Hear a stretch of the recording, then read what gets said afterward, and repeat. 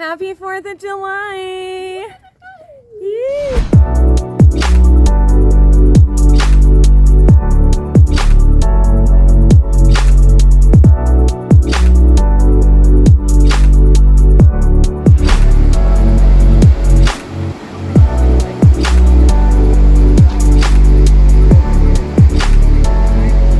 Say hi, y'all. Hi, y'all. Hi, y'all. Hey.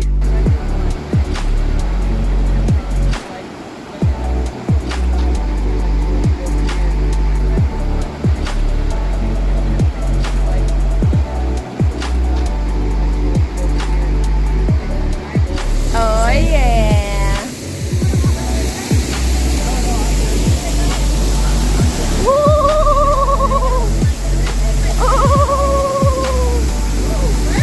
Oh, baby. Yeah. How's it feel, Rachel? A little chilly, a little nippy. Yeah, we're getting sprayed, actually. It's pretty rad. There's Emilia. We're about to go get up in there. No cameras allowed.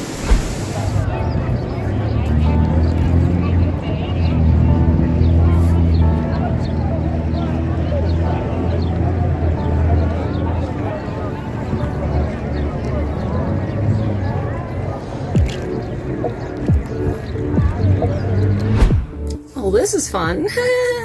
I just wanted to say we are wrapping up in Bend. It's kind of sad. I love my sister so much. I woke up this morning with like this just sadness, and I think it's really actually important to talk about because I actually write about this in Talking to the Trees as well. Madeline is heading out of Arizona and she's speeding through the desert, and the cacti are calling to her, talking to her, saying, they're just calling to her, and she can sense that. So she hustles off the road, gets off on the dirt road, and like starts talking back to the cacti, like, what do you want? I can feel you. What are you calling? And they just say, slow down, girl. And she's like, you pulled me out the highway to say that? And he's like, they just respond and repeat, slow down, girl. And immediately she slows down and is overwhelmed by her sadness about leaving her family. And I think it's a great understanding for what happens, like our feelings. We're not present to our feelings. We're not present to our emotions. We're just speeding through life, hustling and refusing to feel and not calming down enough to tune into our bodies.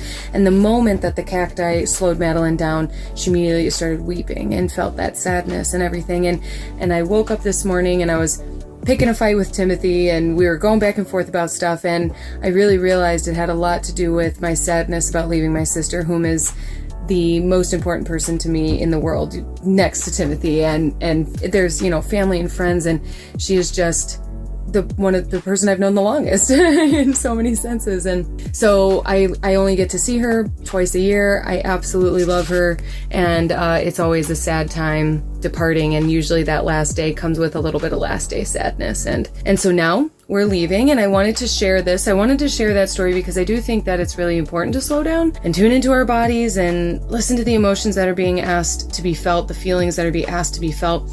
It is the work of an alchemist to truly feel your feelings and just let them be there and feel them all the way through, because they will pass. And it's only in our allowing them are they allowed to pass as well. So I wanted to offer that to you. And I want to also share with you that we are packing up. It looks hectic. Just did all the dishes.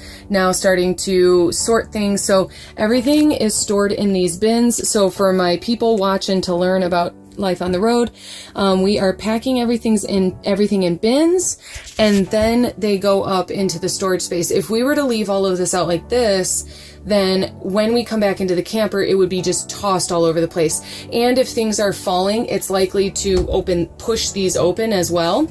I'll give you one more travel tip, is that I have been Velcroing these, because otherwise they just kind of naturally swing closed and are perfect head height. So this one particularly, like if I were to, it just closes on its own. So I Velcroed that right there, and it doesn't hit me in the head as I do things. So that's really great. And then one other thing I wanted to say, which I think obviously life on the road, that's a that's a tough angle. So the one more thing I wanted to say about life on the road, because now I'm packing my clothes, and our clothes also go in bins, and so that they, even if they were to slide around, they're just in the bins. But mindfulness, I want to talk about mindfulness for just a second. Packing requires, like, particularly minimalist living is actually what I want to talk about. That's what made me want to come to this video. Is minimalist living is a very intentional form of living, and I've lived not just minimalist but tiny minimalist. So when I lived in California, it was a studio with a bathroom, super tiny. So like if I needed to get to something, I likely had to move something else or like organize and pull in place.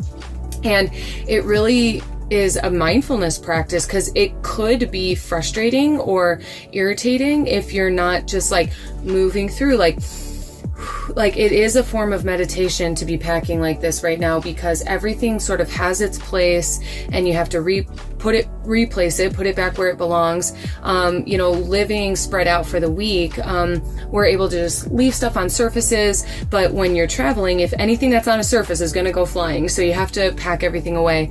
And particularly again with the minimalist living, really requires you to think about what you own, think about, does it bring you joy, is it worth it, is it sustainable? A lot of us just acquire things and don't really think about the sustainability of the functionality of it. And granted, if that's not the life for you, then that's not the life for you, and it really doesn't matter. It's all good. There's no right or wrong about it.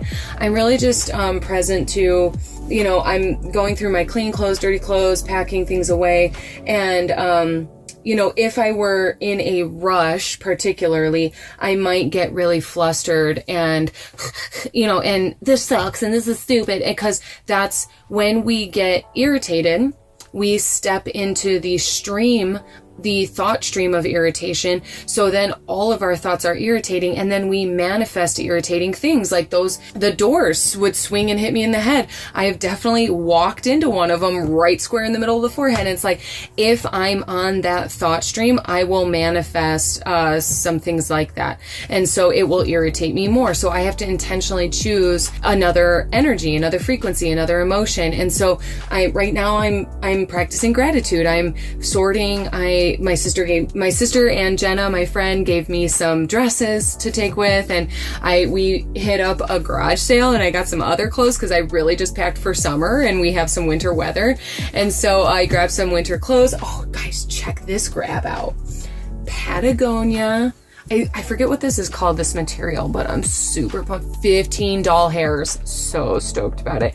So that's another thing. My sister gave me a great tip for the road, was stopping in thrift stores in different counties and regions, particularly ones that would, like, we're out in the Midwest in the Pacific Northwest in the West, where like people would be getting rid of travel gear. Like my sister at that garage sale found a pair of snow pants, and it was like, oh yeah, thanks. So I thought I'd offer that to you guys.